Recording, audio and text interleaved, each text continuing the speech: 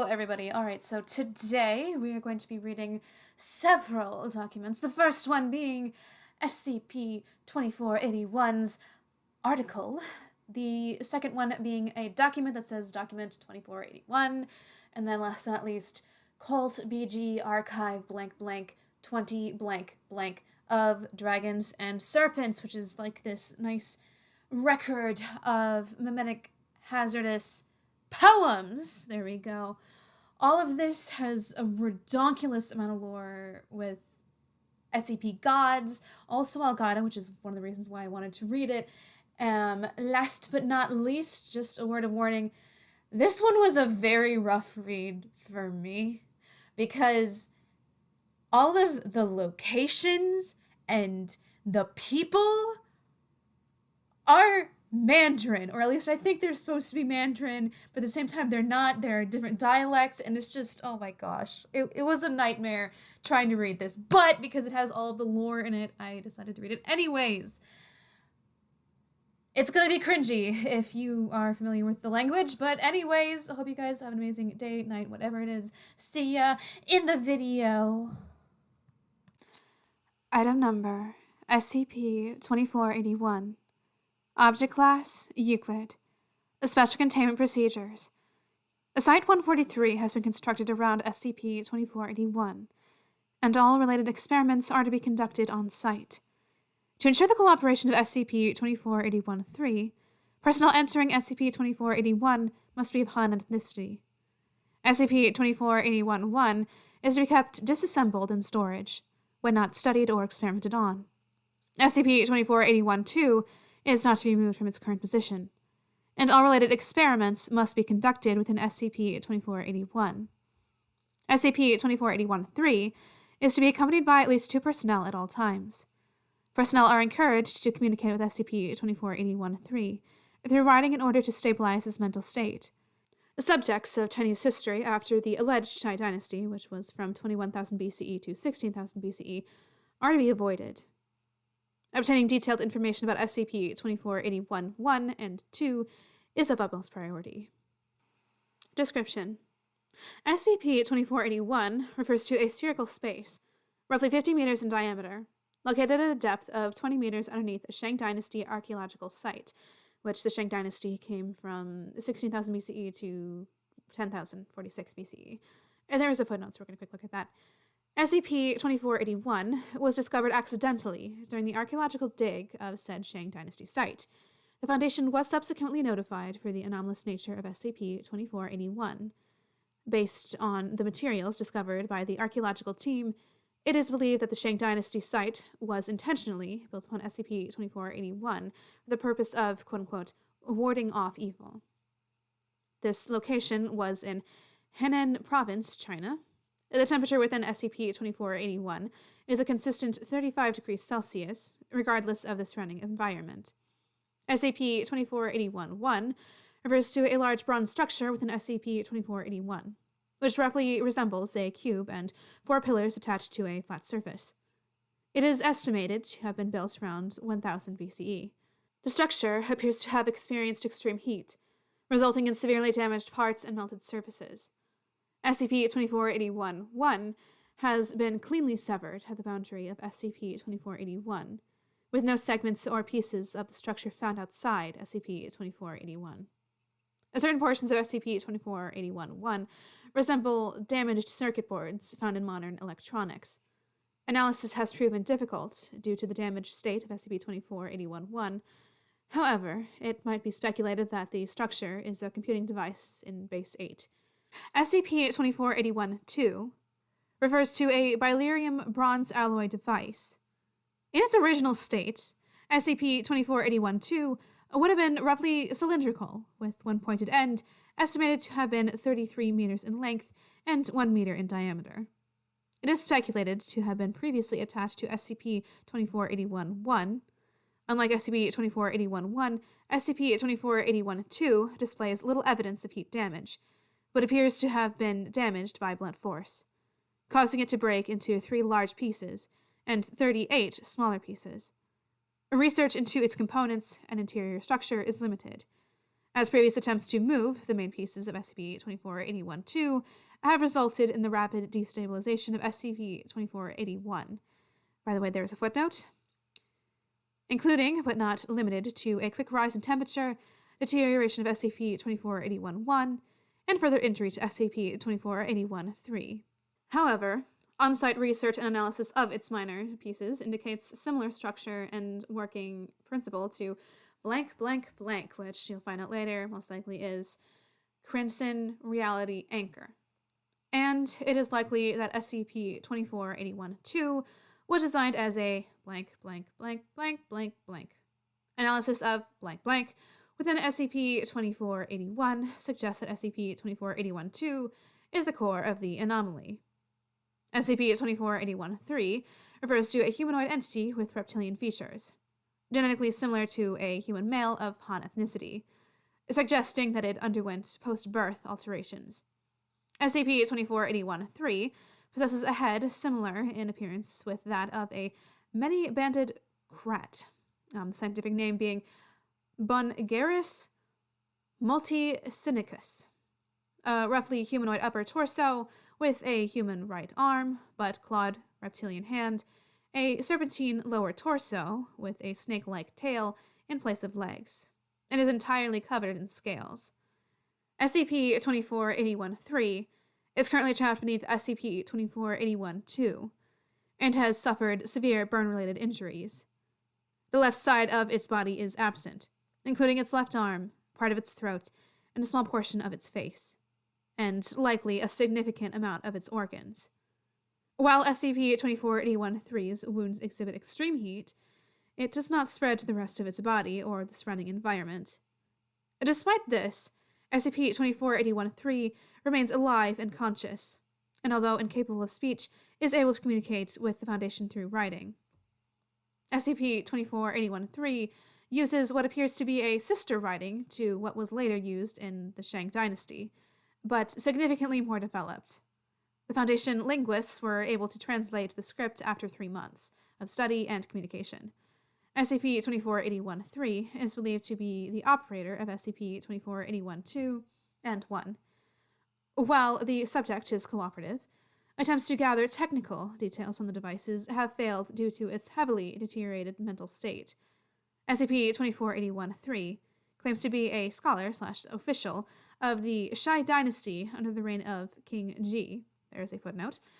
Allegedly, the last king of the Shai Dynasty, commonly described as a tyrant, end of footnote, who was tasked with eliminating a hostile entity, but failed, resulting in the current damaged state of SCP-2481-1 and 2. Refer to the addendum for more information. Addendum. The following is a partial archive log of the most relevant information translated from SCP-2481-3's written text, rearranged into readable order. Due to SCP-2481-3's deteriorated mental state, most information offered has been proven redundant, repetitive, or incoherent. The original Chinese translation is provided alongside English for reference. Open file. About SCP-2481-3. I am Yi, an official of the Shai Court. I am charged with the 10th sword to defend against the Golden Crow, which is the Sun God. Back then, there were 10 golden crows appearing all at once. One of them found a chance, and summoned great fires upon the Tower of Yu. I was no match for it, and thus was trapped. Shang people later came and wanted to enact evil deeds, but fortunately, the sword of Zhu Yuan exerted its power despite being damaged. Shang people saw it as divine or magical, and did not dare to transgress, thus buried it under the ground. I was born in the Jing state, and received my transformation into the serpentine form at the age of 12. I began to study the way of the serpent at the age of 20, and was fortunate enough to work in the capital. The sword I commanded was powerful enough to slay gods, but who can predict that the death of the 9 crows would cause the heavens and the earth to destabilize, letting the last one loose? Now that the Tower of Yu is shattered, the crow has escaped, and while I'm still left alive, I have failed King Xi's mission. Researchers note, the Tower of U seems to be referring to SCP-2481-1, while the sword of Ziyu Yuan refers to SCP-2481-2. Head researcher Zhu King. I may wish for death, but if I do so, the history of Shai will since be lost. I therefore dare not to seek death. About SCP-2481-1 and 2. In the past, a Father Serpent taught us the ways, establishing the written language and the methods of building machines. The latter was called Fuxi Buga, there's a footnote, a Taoist concept consisting of 8 trigrams, often used to represent the fundamental principles of reality. The Yellow Emperor studied and acquired the Spirit of Metal, thus defeating Chia Yu at Zolulu. King Yu collected metal from 9 states, and was able to build his towers based on Baga. After that, the gods all stayed out of fear, and ghosts cried at night. During the reign of King Yu, all the land within the 4 seas were unified. The savage and the foreign all fall under his rule. Some suggest we should sacrifice to the gods. King Yu answered, gods are food to the dragons, and humans are descendants of the dragons. This is why we should not fear gods. Hence, King Yu collected metal from 9 states, building 9 towers to intimidate the gods. During the reign of King Shaokang, swords that are capable of slaying gods were put into the towers. The swords were named after our great ancestor, Yellow Emperor, called Ziyaoyang. When King Ji was ruling, there were 49 such towers and more than 10 such swords. The working principle of the sword of Ziyuyan is not to destroy, but to get rid of one's form, mind, history, and process from beginning to end, and causation/effect, making it no longer exist. With 9 swords used, heaven and earth were disturbed greatly, and such an action is like drawing fire onto oneself. Golden crows were no longer, and Shai was also subjected to its effect, turning it into ashes, except for me, who survived by the effect of the broken sword. When the Shang people arrived here, they didn't even know about Shai, and thought of me and this place as godly or monstrous. About the cause of SCP-2481's current state. The Shang folks engaged in business, and were lowly people. They did not study the ways of the dragon and the serpent, and in turn worshipped the golden crows. It's laughable. They rebelled against Shai during the reign of Kunja. During the reign of King Kunja, the savage and lowly people prayed for magic from the gods. The king used machines to drive them away and wipe them out. Only the Shang people managed to survive by worshipping the golden crows. From the reign of King Gao to the reign of King Fa, Shang was dealt with multiple times, but we could not rid ourselves of them.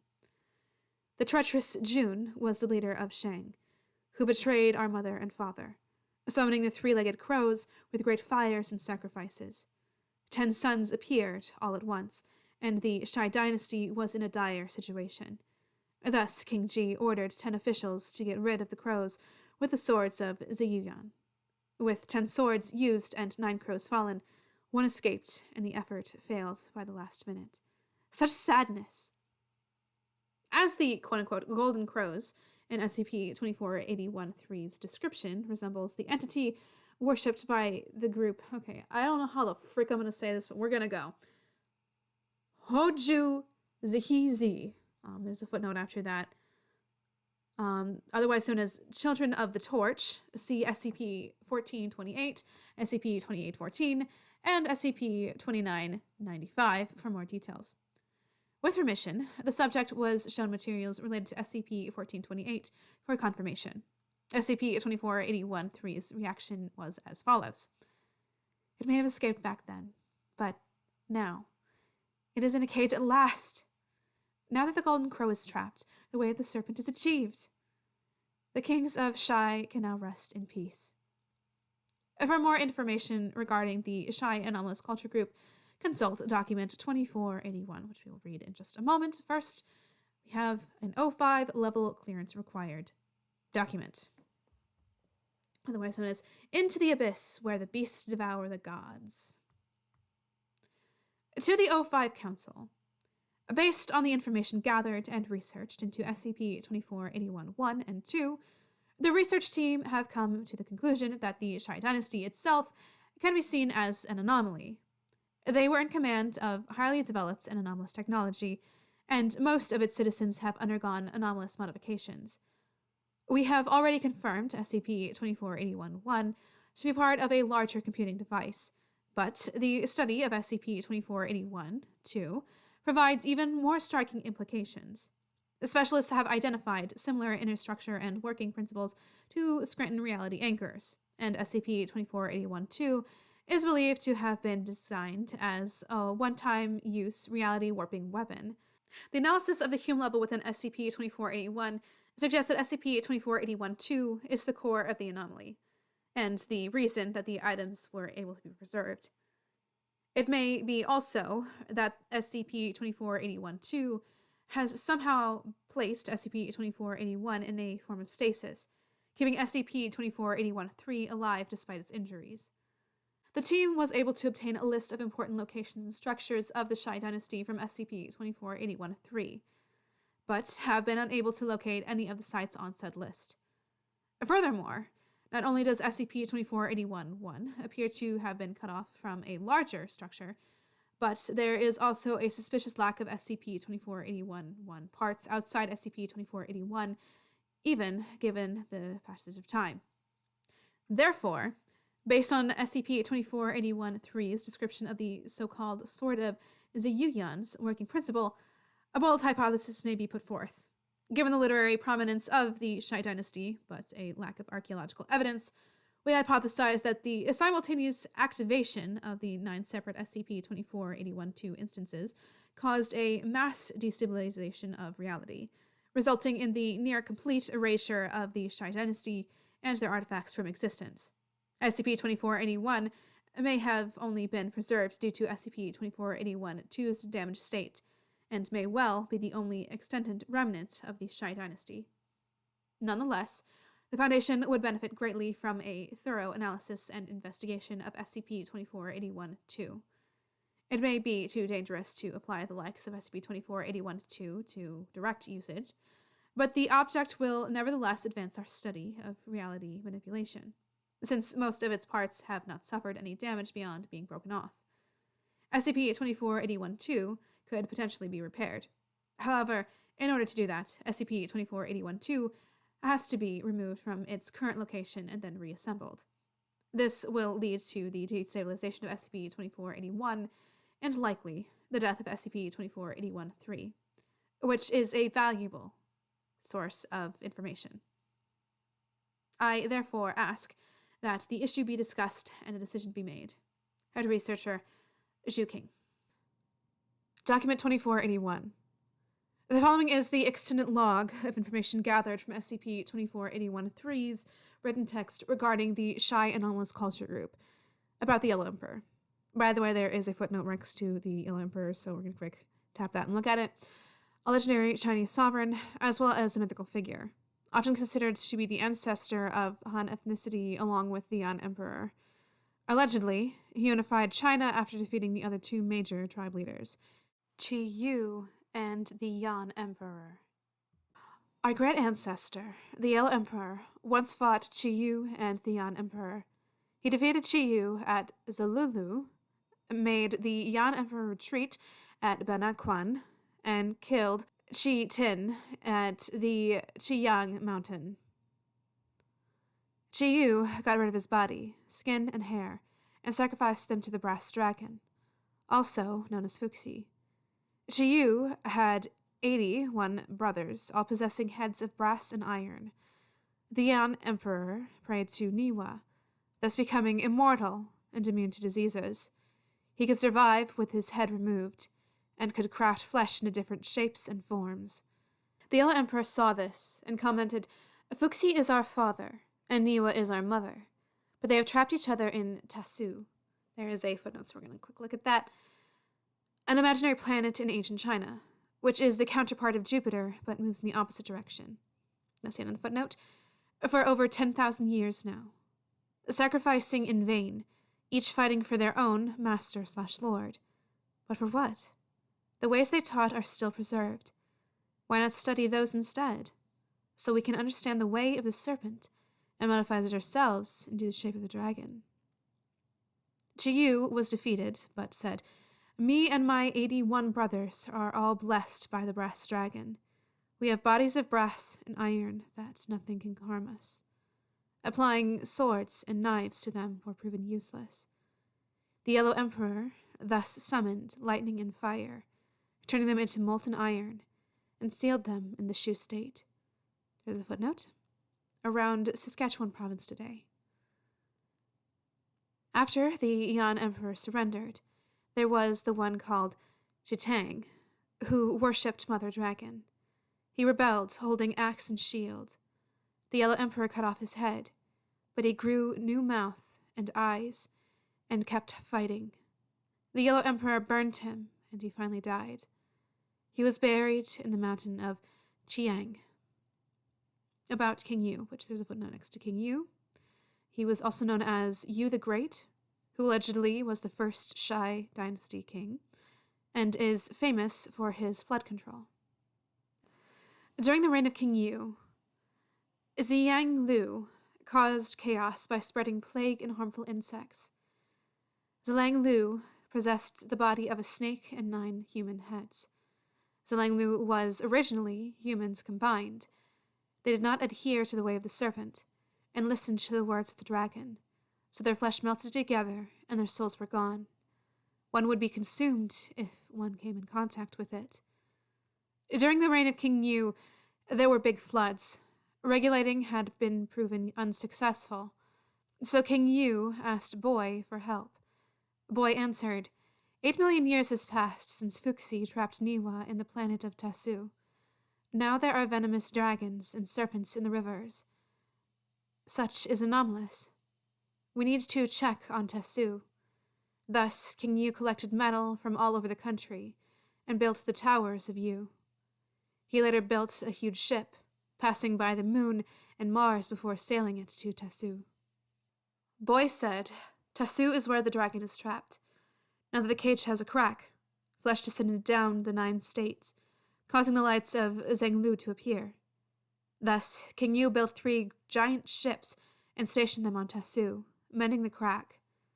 During the reign of King Kai, a gateway leading to Tasu was built. Researchers note, while the connection is unconfirmed, this fragment greatly resembles the To the Dragon's Witness poem from the COTBG archived blank blank 20 blank blank. Dr. Judith Lowe, Senior Advisor at the Department of History, Religious GIO Threat Analysis. About transformation. One will receive their ritual of transformation at the age of 12, to become similar in appearance to our mother dragon and father serpent. Farmers acquire scales, craftsmen acquire serpents' heads, scholars/officials possess the body of serpents, while lords look like dragons. Merchants/servants and slaves and savages do not belong, and will not go through the rituals. Researchers note, the Mechanites, the Divites, the Starkites, and now this? Various ancient cultures have undergone anomalous phases, often with a strong emphasis on corporeal augmentation/transmogrification. How much does it influence the development of our species? Dr. Judith Lowe, Senior Advisor at the Department of History, Religious GIO Threat Analysis. Those who contributed greatly could perfect the transformation ritual, joining the ranks of scholars or even lords. About the dragons. The gods gathered at the Great Abyss, like insects drawn to flames. The abyss is also called Gixu. There were 2 great dragons who fed on gods. One of them stands for Yang, and is the spirit of metal, whose name is Fuxi. The other one stands for Yin, and is the god of body/flesh, whose name is Niwa. The 2 dragons mated, and humans were born. Thus, the humans are descendants of the dragons. Researchers note, dualism is not unexpected, the basic concept existing among a majority of theological, mythological, and philosophical traditions. But the nature of the dragons, of organic versus inorganic, is not something known to the Chinese traditions. However, a similar concept can be found in the Herodox writings of a little-known Mechanite sect whose beliefs were never codified and incorporated into the later Church of the Broken God theology. Dr. Judith Lowe, Senior Advisor at the Department of History. Religious GOI Threat Analysis. Fuxi is our father serpent. He taught us written language, and then the Baga to help us understand the rules of the world. Machines were based on Baga. Since then, we all studied the way of the serpent. Niwa has sharp claws and teeth, and is our mother dragon. She breathed life into the soil to make humans. There are 6 beasts serving her, called Hundun, Kognik, Tawu, Tao Tai, Gong Gong, and Zerong. These names are really hard for this one. Fuxi fought Niwa, causing the pillar that holds the sky to break, and the strings that tie the ground together to break. People suffered. Only 1 out of 10 survived. Fuxi couldn't bear to allow this, so he used his own body as a cage, trapping Niwa in the planet of Tasu. Other. Researchers note, the following do not seem to be directly relevant to SCP-2481, but archived for their possible implication. Head researcher Zhu King. In the far west, there was a kingdom of apes. They walked on bare feet and controlled beasts of various kinds.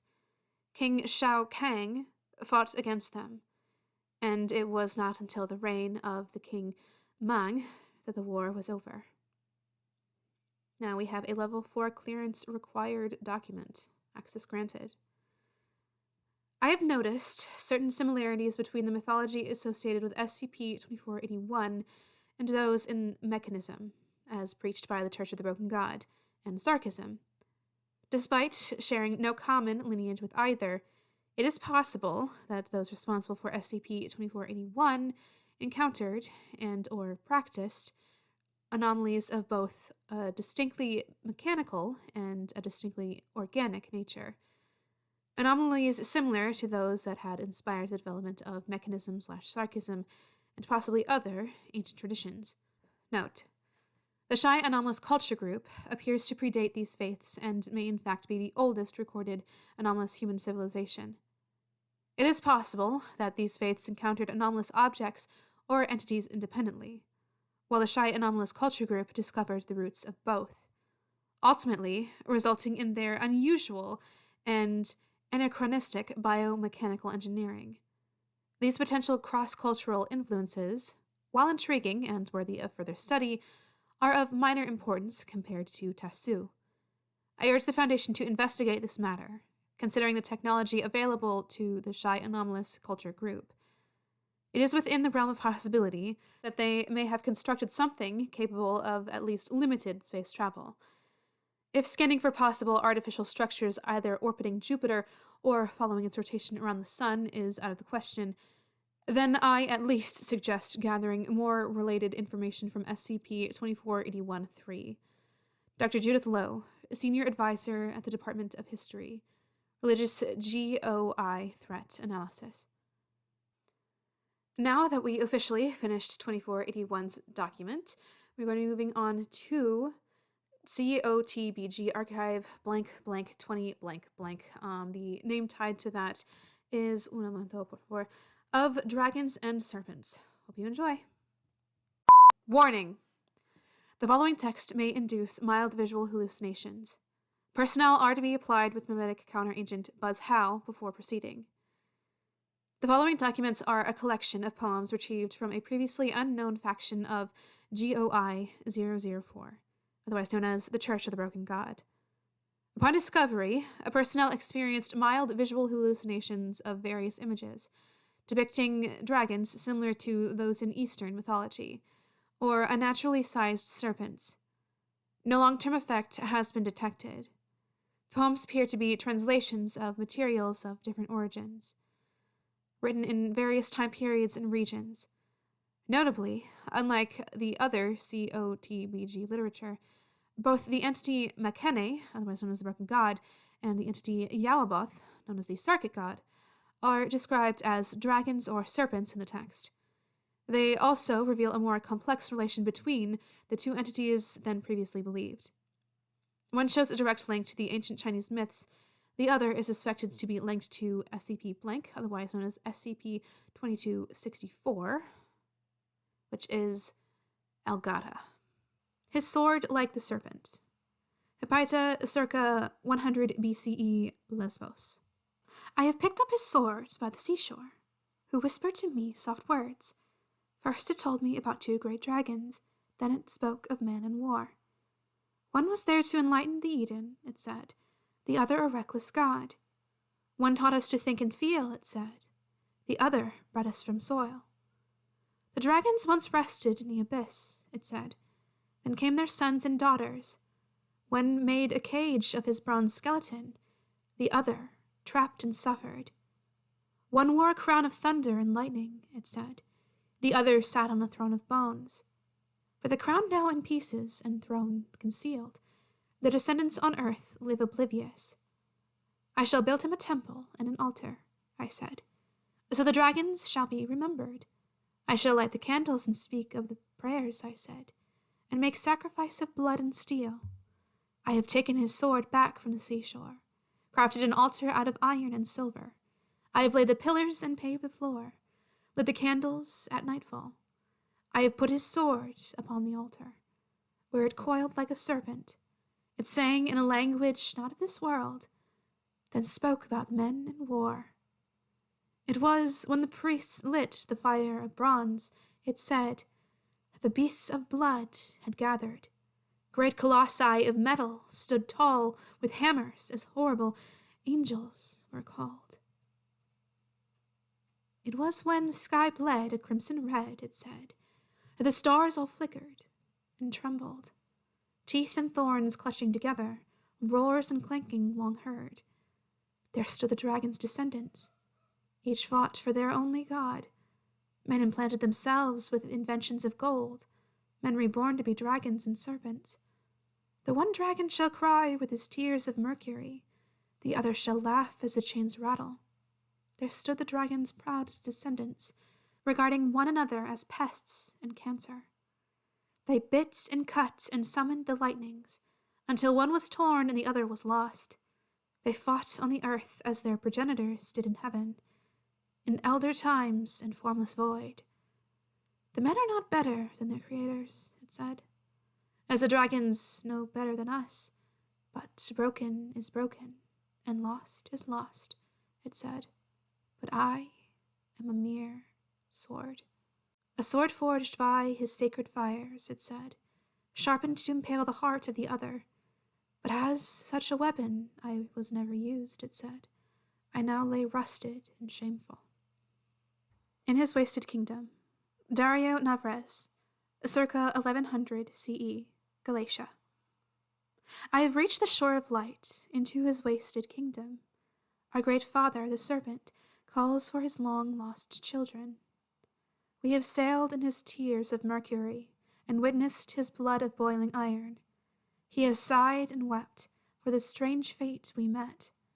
Our vicious mother, the dragon. Her words are sweet, her powers are grand. But how can we choose to be beasts, having learnt the ways of men? We were once their proud descendants, given promises to inherit the land. But having forgotten the past and lost our sight, we crawled on the earth like worms and pests. Endless wars we fought, all of them in vain. Grand cities we built, only a shadow of past achievements. But I have heard you call, and I know that you tolerate our ignorance. I have listened to your heartbeats, and know you have forgiven mother's sins. I now stand in your wasted kingdom, hearing the echoes of your voice and spirit. I have promised to seek out the shattered pieces, the heart, the eyes, and the cage of your skeleton. 7 pieces you are shattered. 7 pieces I will find. 7 pieces I will gather, so the dragon shall breathe again. I have once stood in a desert of gears, once components of a machine so grand, but I now know your heart will beat as your great fires reignite. So I call upon you, Father Serpent, so our path may be clear. So I shall rebuild you, Father Serpent, so her sins may meet redemption. I have stood in his wasted kingdom, and I wish I have seen its grander days. But we shall fulfill your wishes, Father Serpent, so our family may reunite. To call on the dragon, unknown, circa 1400 BCE, Anatolia. To call on the brass dragon, and to have it consume your flesh, it is like a wolf indeed, to feed on the lambs of meat. Let it sink its teeth through the bones and organs. Let it claw out your heart, drinking the blood and feast. To call on the brass dragon and have it swallow your body, it is like a serpent indeed, to take the bird into its skin. Let it sink its fangs, infecting with poisonous mercury. Let it coil around you, crushing the spine and ribs. To call on the brass serpent and have it bite you to pieces. It is like a beast indeed, to chop down the prey's head. Let it sink its claws through your final breath. Let it rip you open, revealing the foul things beneath. To call on the brass dragon and have it take your mortal body, it is like a god indeed, to release the man's spirit, to have your body sacrificed, to have your soul remade, to replace blood with mercury and put cogs down your skin. To call on the brass dragon, what a marvelous machine! Leave behind your body of flesh and rejoice in the dragon's realm. I have seen the dragon in the brass cage. Circa 900 CE, the Tibetan plateau. I have seen the dragon in the great brass cage, he said. Its teeth are sharp, and its eyes are opening. Its crown shines, and its throne to be remade. And when the cage shatters, it will breathe. In the shape of a dragon, unknown, circa 1900 CE.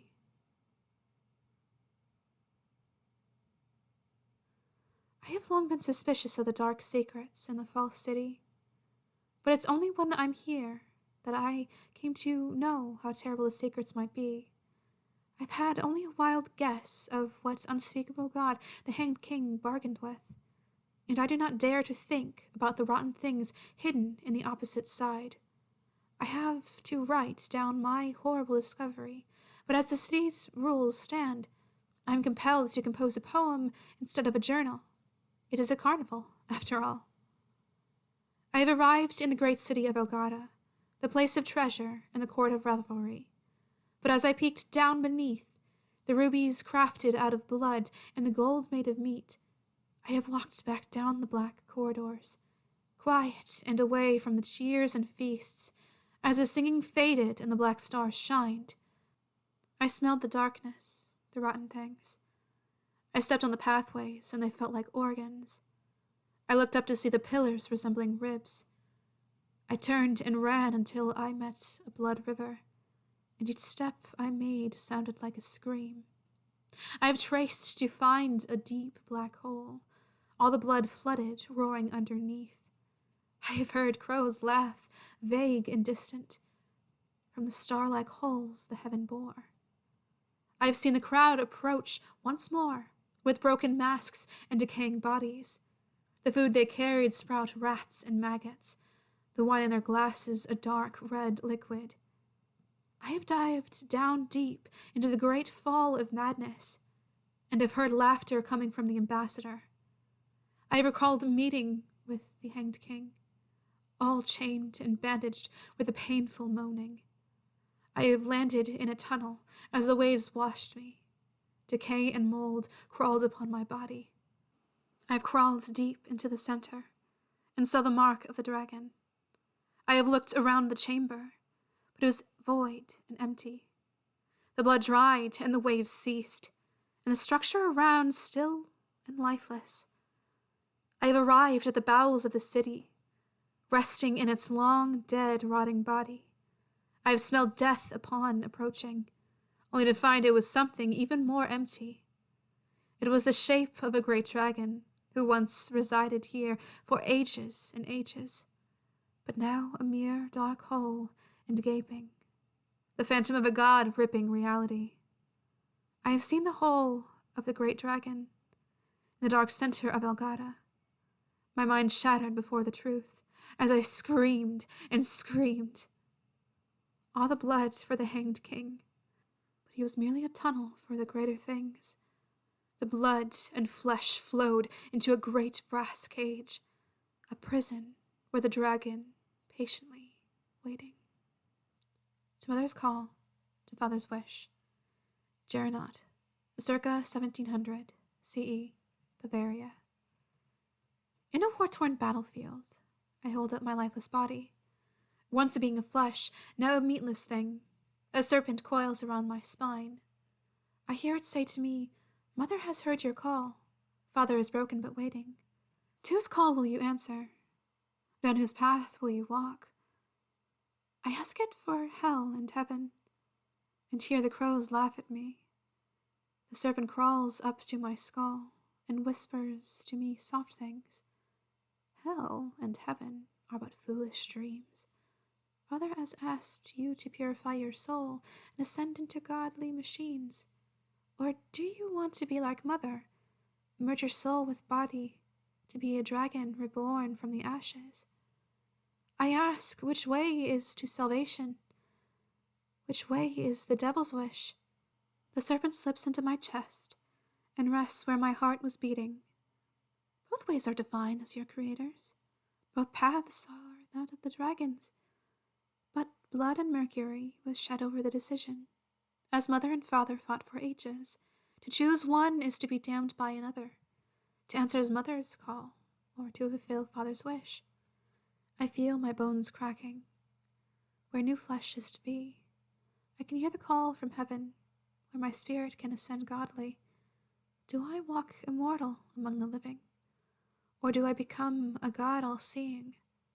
I ponder over the question, as the serpent slips down and away, as the crows cease laughing, and my skeleton reduces to ash. To witness dragons. Sikan, 1900 to 1800 BC, South China. In the great abyss, the two dragons resided, their forms grand and their glory uncanny. Eons after Pengu separated earth from heaven, the dragons rose from yin and yang. One is of flesh and matter concentrated, the other of wind and pure spirit. One called Niwa, a great mother, the other one Fuxi, one who guided us wisely. To the great fields the two dragons went, storms and thunders raging in between. They had seen fish in the seas and birds in the heavens, while the great beasts strolled the wilderness. Grand as high mountains and long as valleys, no one was there to witness. Delicate as early flowers and shallow as streams, no one was there to see. It was when Niwa sighed that mankind was created. From the ancient soil she shaped our bodies. Into the husks great life she breathed. Niwa bestowed us forms and senses, built us into great serpents as she. Fuxi gave us souls and minds, taught us wisdom and knowledge. Over the great cities the two dragons lingered. High towers and gigantic machines lined between. Their proud descendants now ruled the land. Serpents as they were, shaping mountains and seas. Fish caught in the nets, birds now in cages. The great beast there no longer. As wilderness vanished, storms and thunders paled by their inventions. Fires and waters obeyed man's wishes. In the great skies the two dragons fought, their sharp teeth and their claws clutching. Niwa demanded that we become beasts once more. Fuxi wanted us to learn and become greater beings. Heavens collapsed with yin and yang disturbed. Grounds shattered as fire and water rampaged. metal and bones impaling the body of another. As the two dragons roared and wept, down the great abyss the two dragons battled, one asked to destroy, and one preserving. As Niwa's rage could not be appeased, Fuxi shattered himself to be a cage, trapping her in Taisuseng.